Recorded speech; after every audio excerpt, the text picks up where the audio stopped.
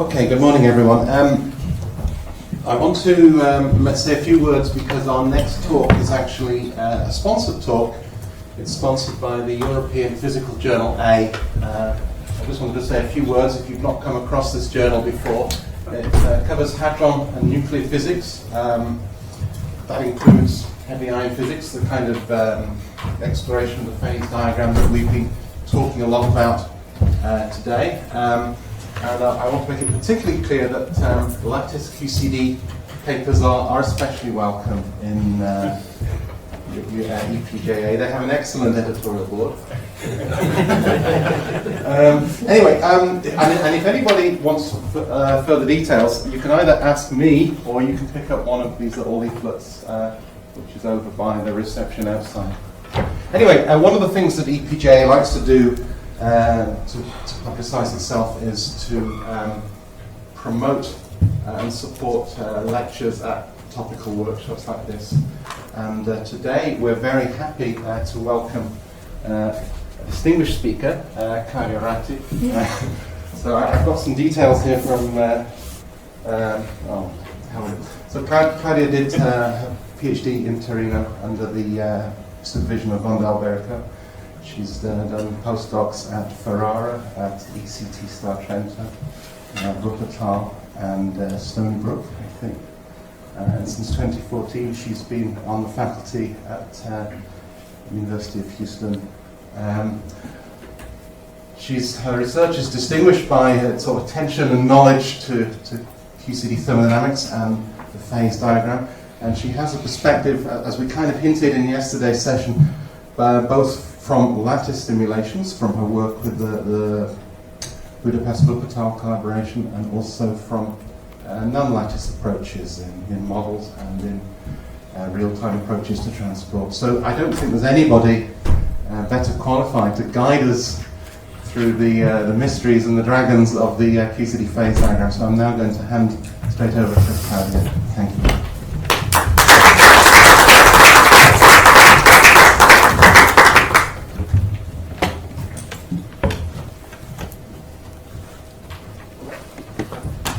Oops.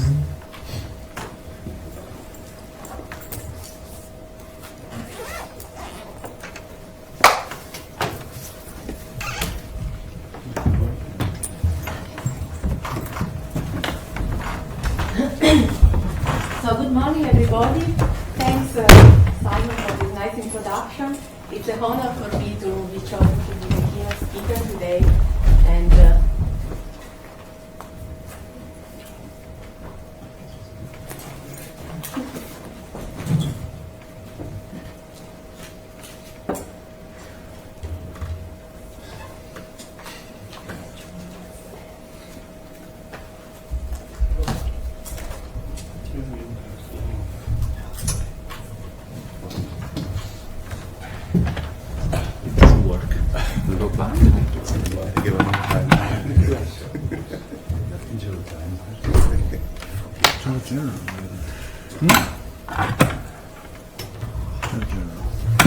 Come girarlo al contrario?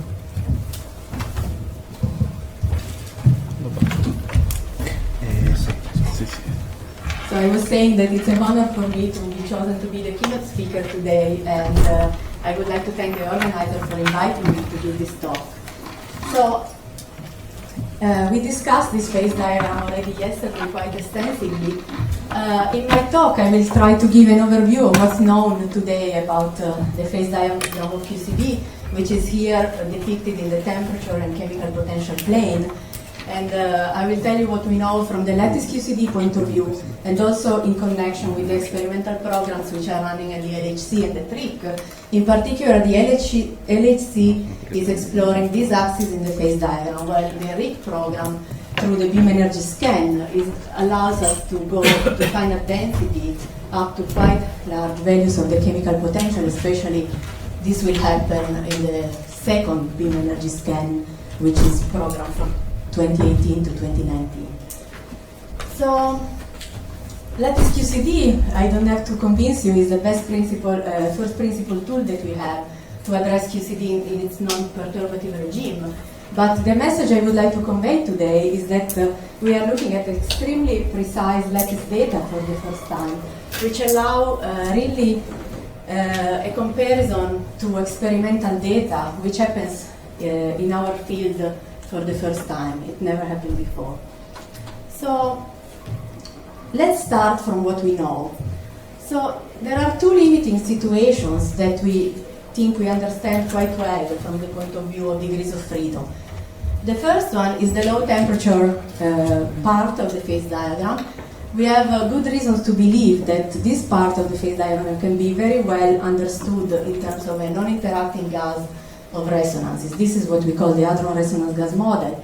And it's based on the idea that we can treat hadronic matter in the ground state, which is interacting, if we replace this interaction by the creation of heavier and heavier resonances, but we treat them as an ideal gas.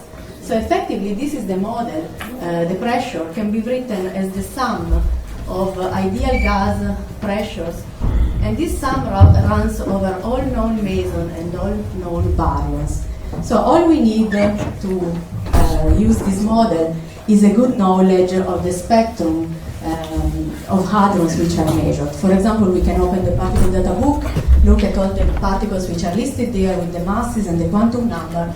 We plug them into this formula, and then I will show you that we get a very good agreement with the Lattice QCD results in the low temperature area. However, this knowledge of the hadronic spectrum is not so trivial, and I will come back to this later. The opposite limit in the infinite temperature, we have again not an ideal gas, but in this case the degrees of freedom are quarks and gluons. So the pressure can be written analytically, and this is what in the following will be called Stefan Boltzmann limit in all of my slides. But then if we decrease the temperature a little bit from infinity, we can then switch on the interaction and systematically expand all of our observables in series of decoupling constant. And this is what we call perturbative QCD.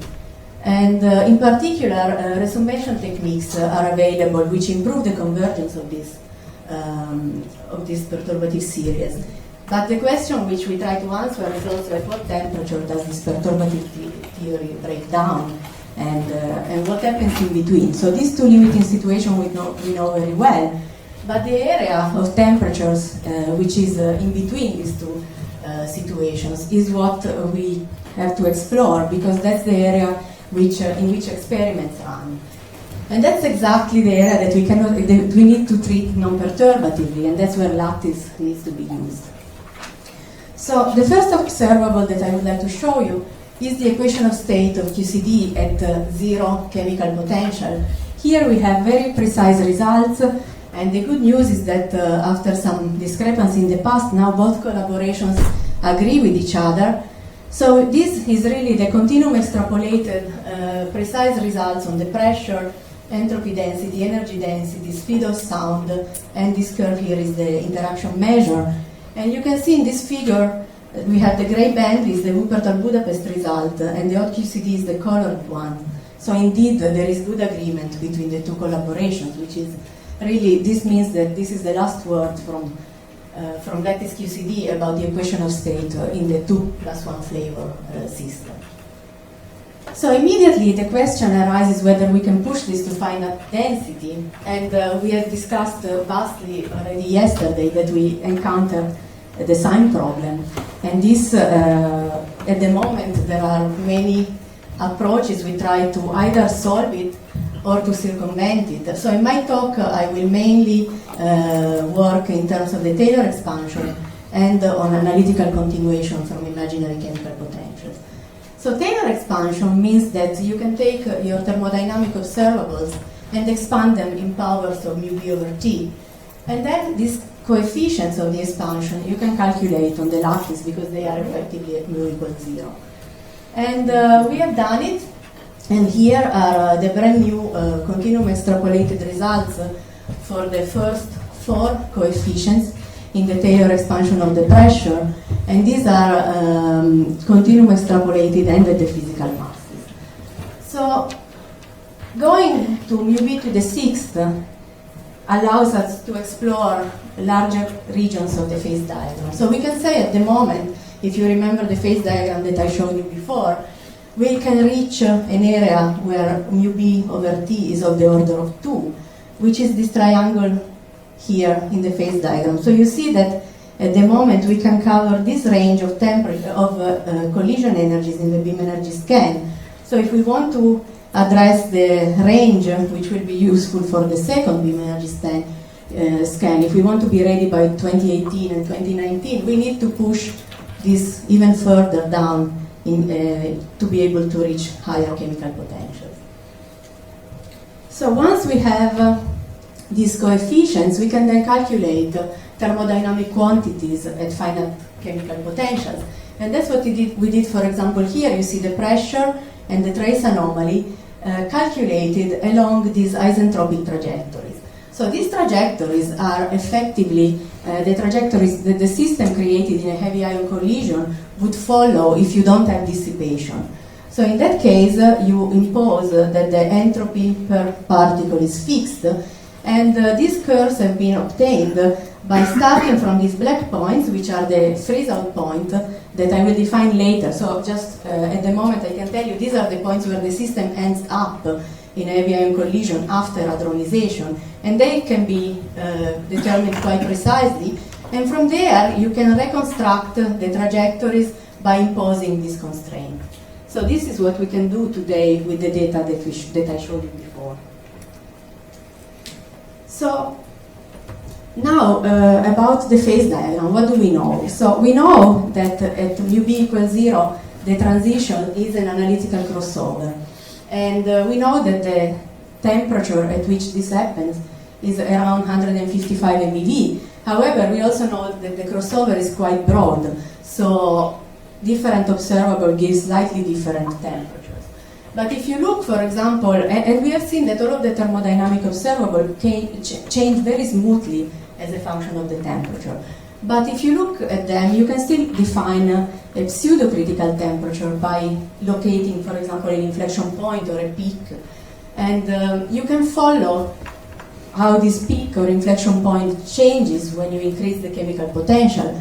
And this gives you a Tc as a function of mu b, which you can expand. And this kappa here is what we call the curvature of the phase diagram. So many people have been working on determining this curvature. Here I have a couple of results from 2 Italian groups. I think some of them will be discussed later today. And we also looked at this with our collaboration. So the results that we get for the curvature is a very small number, but within error bar we agree with each other. So here in this plot, I summarize everything we know about the phase diagram of QCD at the moment. So the shaded area is effectively indicates the broadness of the crossover. And then if you look at the darker band, that is the precision that one can achieve on determining Tc when you look at just one observable, for example here the chiral condensate. And you see that then the error bar increases, so we have to stop at some point, so we cannot push, so we need to improve the error bar such that we can push further in mu b. And the other points that you see on this phase diagram are not lattice simulations, they are obtained from fitting some experimental measurement, and those are the freeze-out points.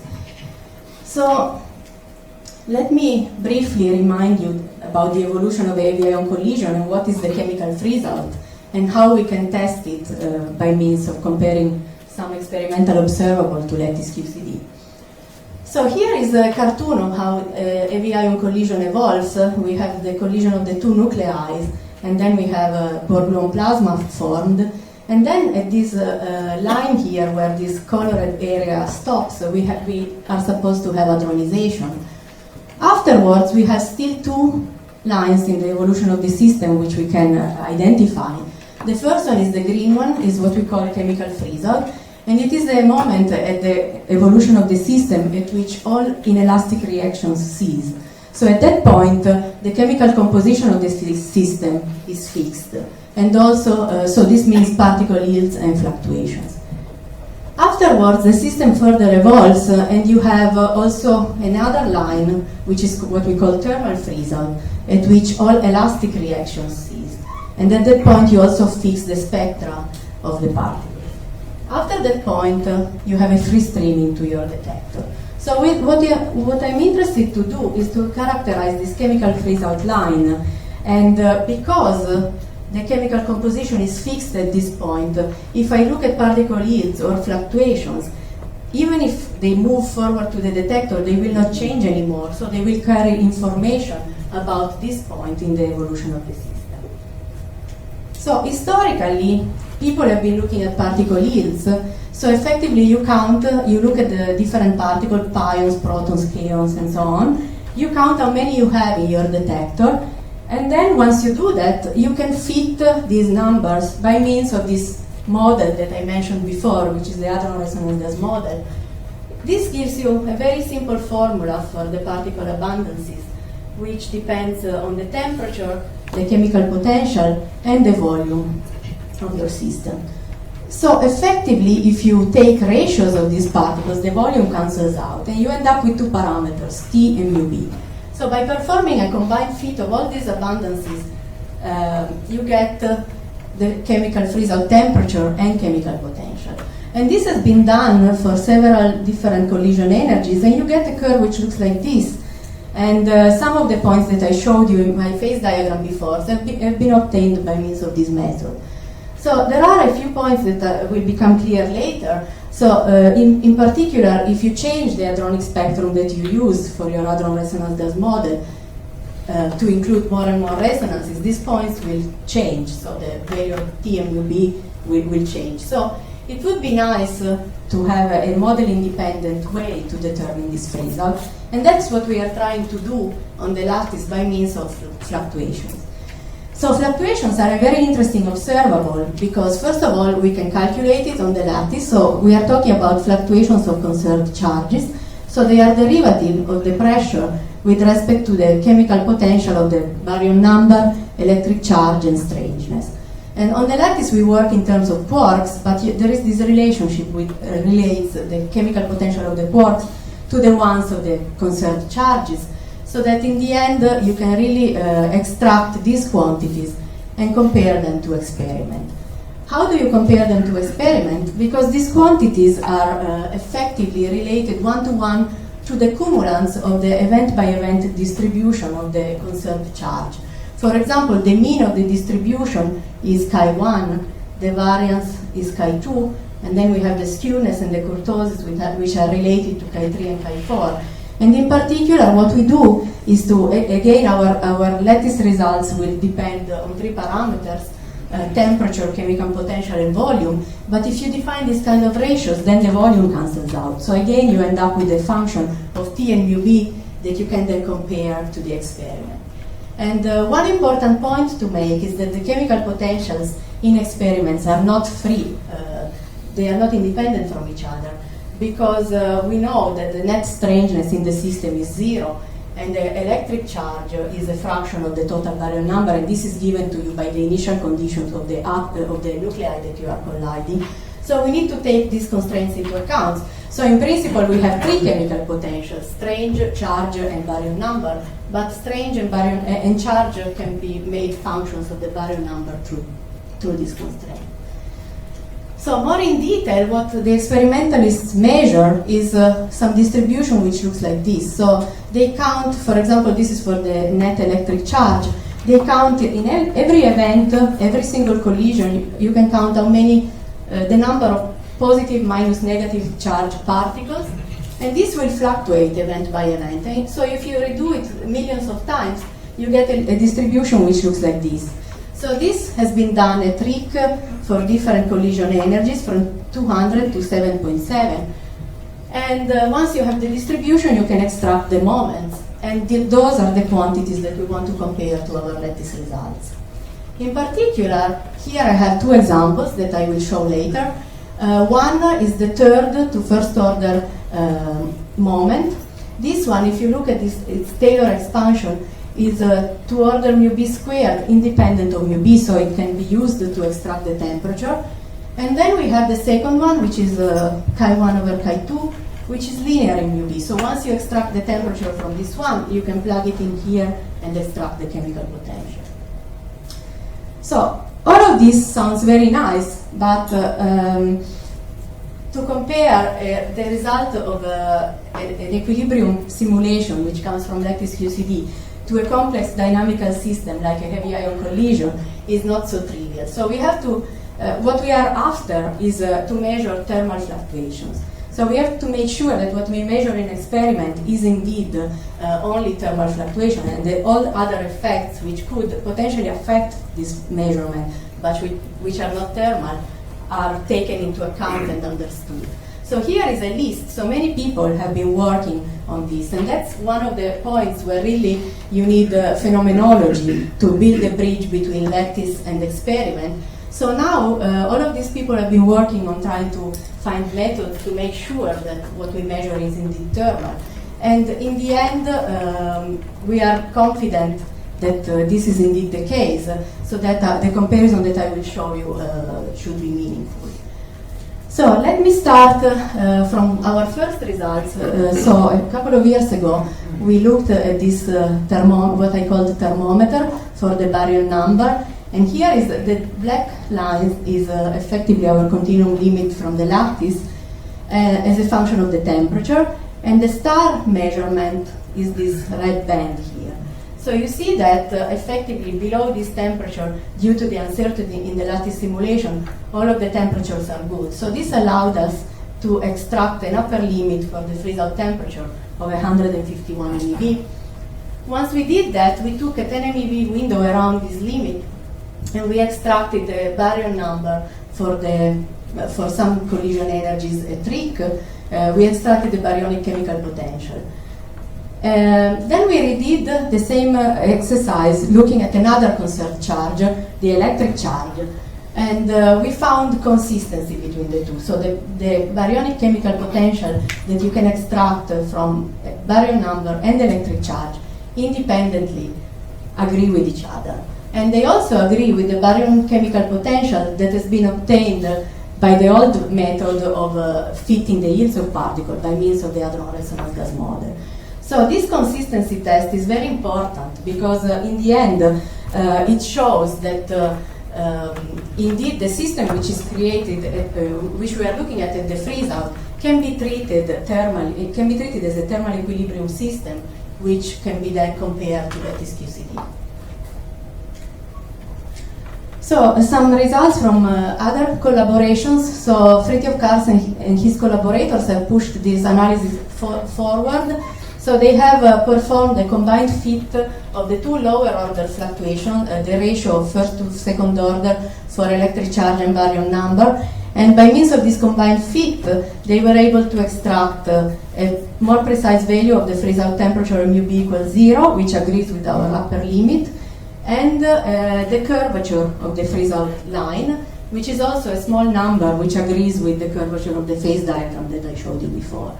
And they also show that there is a hierarchy between the higher order fluctuations. So the third order should be larger than the fourth order. So they predicted along this freeze-out line the behavior of the higher order fluctuations. Along these lines, we also did a similar analysis now with more precise data. So once we are sure that the electric charge and baryon number agree with each other, which was the test that we did at the beginning, then we can perform a combined fit of the lower order fluctuation ratios, because those are the ones which are better constrained both experimentally and from the lattice point of view. So we have very small error bars. And once we do that, we can obtain these points here in the phase diagram, which are really the freeze-out points obtained by this method. So if you look at this plot here, this effectively summarizes everything we can do when we use this synergy between lattice and experiment, and with the high precision data that we have today.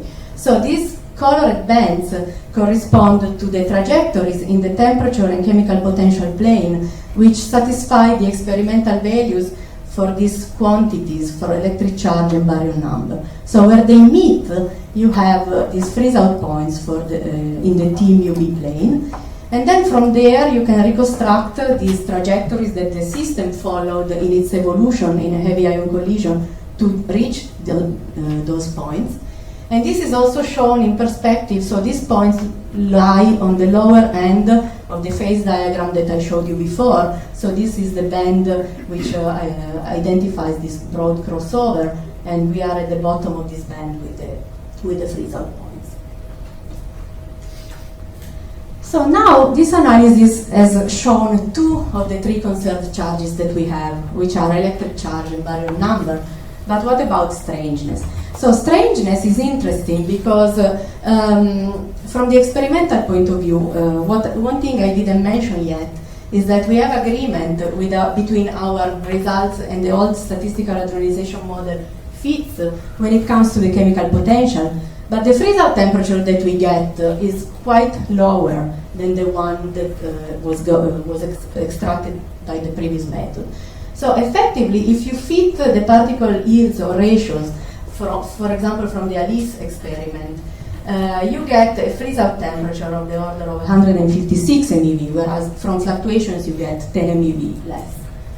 But if you look at the distribution of particles carefully, you will see that the protons seem to prefer a lower temperature, and the strange and multi-strange particles seem to prefer a higher temperature. So the electric charge and baryon number that we have been analyzing are based effectively on light flavors because they are dominated by pions and protons. So the temperature that we get from those agrees with this 148 MeV. So could it be that the strangeness will not agree with this? So that's what we want to understand. And a possible explanation for this result came from Fritjof Karsh and his collaborators. They have been looking at comparing the lattice results for some quantities with the Hadron resonance gas model. So remember at the beginning when I was telling you that all you need as an input of the Hadron resonance gas model is to know with precision the hadronic spectrum that you can measure. So if you take all known particles from the particle data booklet, for this quantity, which is effectively the ratio of strange over baryon chemical potential, you see that this curve is quite a bit lower than the lattice data. So what they did was to look in the literature, and they found that if you look, for example, at the particle data book, you will see that year by year this list gets updated, and more particles gets introduced because they are experimentally discovered.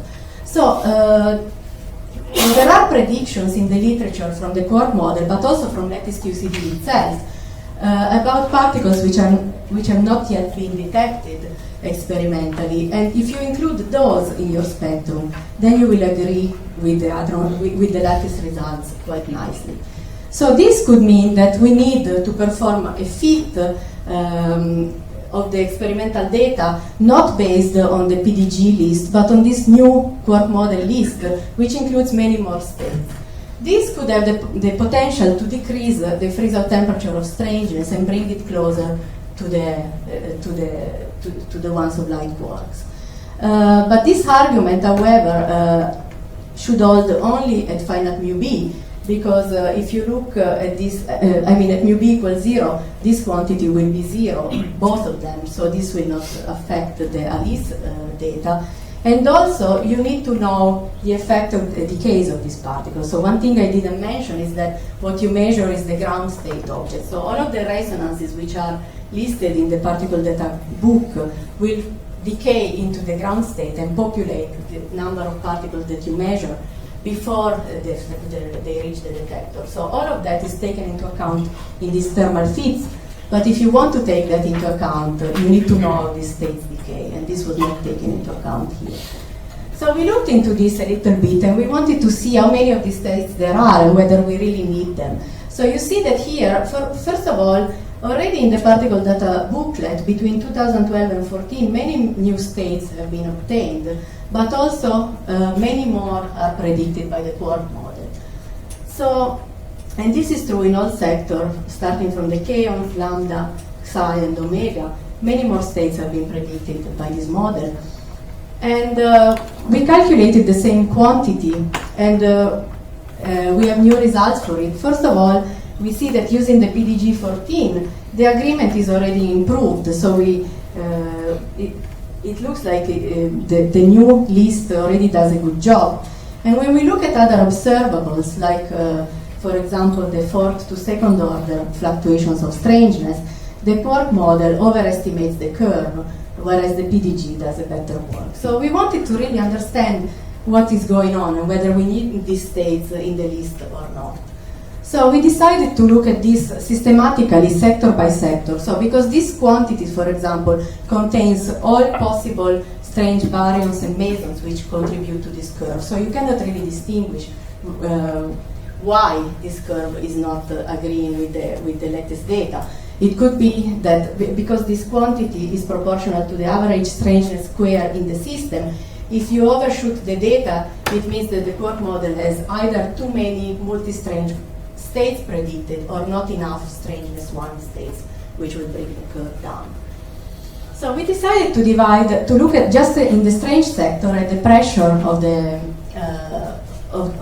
the system, and we can separate from the lattice point of view the contribution of each particle according to their quantum number. So for example, we can have the contribution of mesons with strangeness 1, and then baryons with strangeness 1, 2, and 3.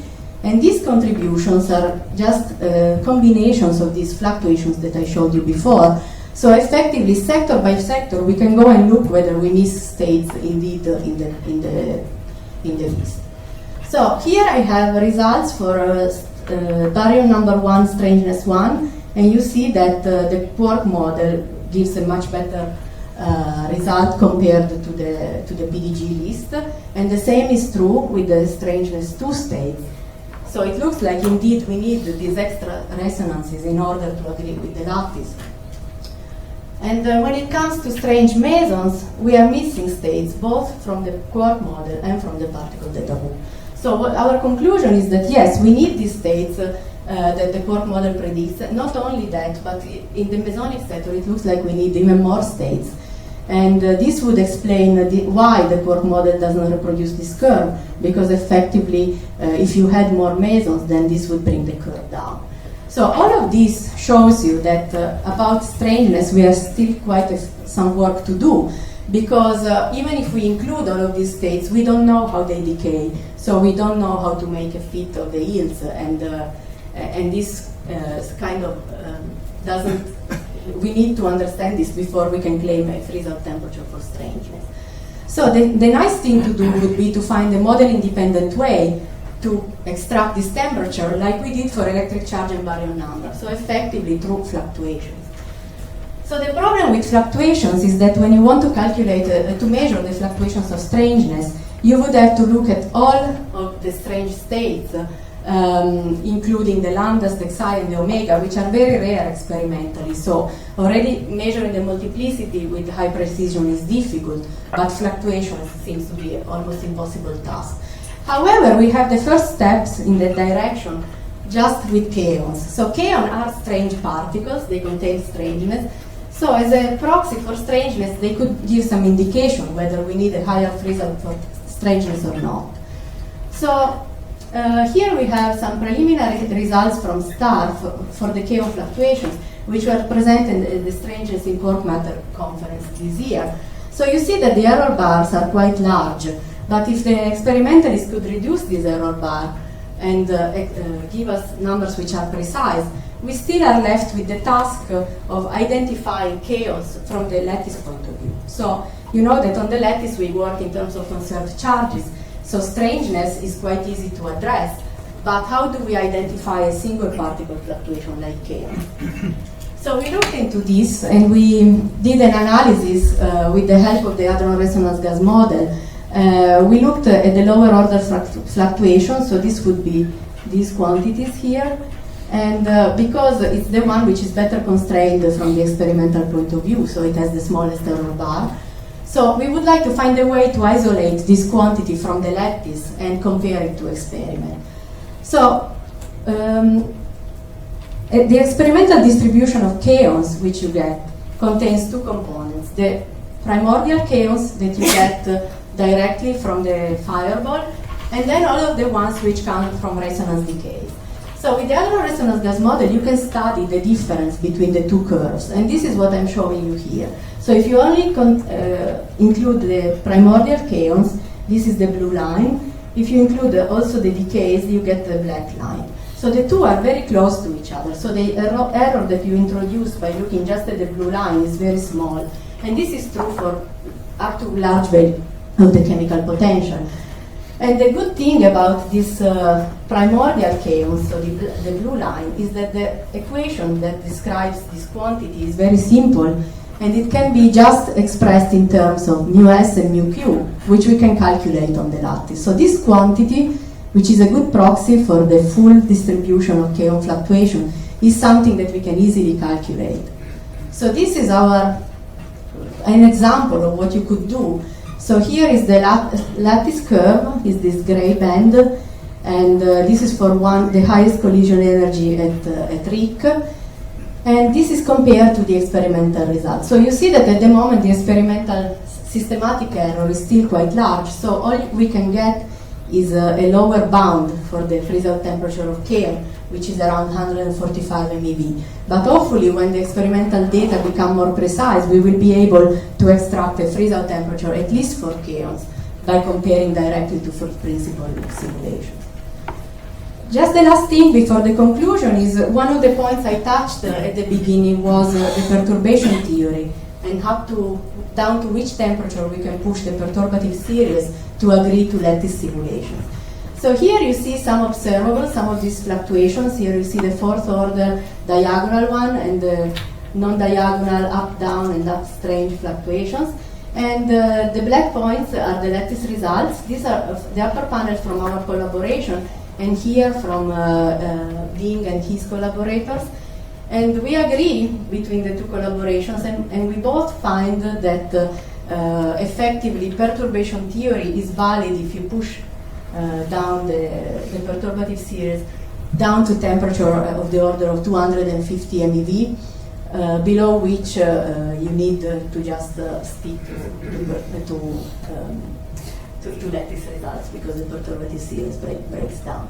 And this is, however, an amazing result, because effectively these perturbative calculations have no free parameters, so this is very impressive to see the agreement with our data. So let me come to my conclusions. I hope I convinced you that we are looking at very precise Lattice QCD data nowadays, which allow really to compare directly to experiment. And through the synergy of lattice and experiment, we can really gain a full comprehension of the QCD phase diagram. I showed you that the thermodynamics at mu b equals 0 is very highly accurate, and we have extension up to order mu b to the 6, which allow us to reach a region of the phase diagram of mu b over t of the order of 2. We have seen that we can compare to experiment and determine therefore the properties of the strongly interacting system from first principles. And finally, the perturbative QCD expansion for these observables is valid starting from temperatures of 250 MeV. Thank you for your attention.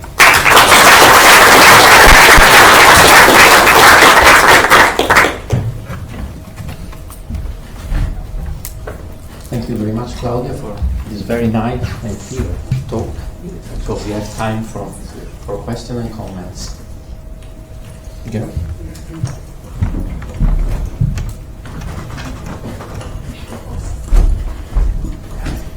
So in the first part of your talk, you mentioned that the Taylor series expansion is now limited to mu b over t of about 2, but at the second best low energy scan will go to much higher. Yes. So is this limitation is due to computational resources, say? So to go to higher order, you have more operators and more noise. So if you would have 10 times or 100 times more computer power. Yeah, if you look at the history of this Taylor expansion coefficient, effectively we get to the next order every 2 years. So we had C2 4 years ago, and then C4 2 years ago, and now we have C6. So we are hopeful that in 2 years maybe we will have C8. So in line with Rick as well then. So. Right, so we will be ready. So we now know Moore law for Taylor expansion. Yes, so just to comment on what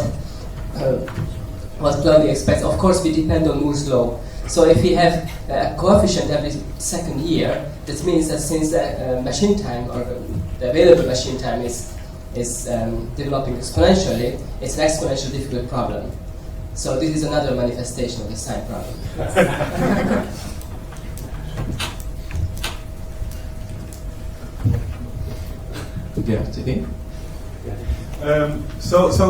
What's interesting about comparing the fluctuations at freeze-out is that you completely bypass any problem of in-medium modification of hadron masses and width and so on. So the question is whether there's any way to access that type of questions by comparing data, experimental data, with phenomenology or lattice.